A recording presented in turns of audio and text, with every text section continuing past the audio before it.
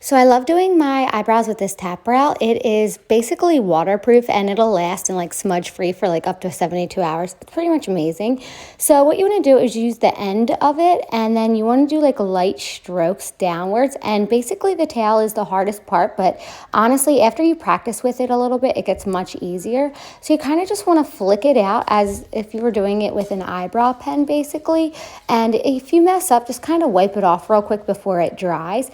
And what I'm doing, I'm just creating a tail and I'm just doing little tiny flicks, and then I'm following where my natural hairs would be and going down with it. Then you're also going to see me flick upwards too, just so it looks more natural and it doesn't look so drawn in. This is kind of where it's just going to give you more of that feathered appeal, and it just looks more natural. So I like to do it this way, especially on days where I'm not going to be wearing makeup or anything and I can wake up and not have to worry about putting on brows. I love this too for when I work out because my sweat doesn't make them come off, or if I'm swimming. So here you can see I let it dry and then you can really smudge around with it and see like it doesn't go nowhere. So you'll see that there's nothing on my finger at all whatsoever.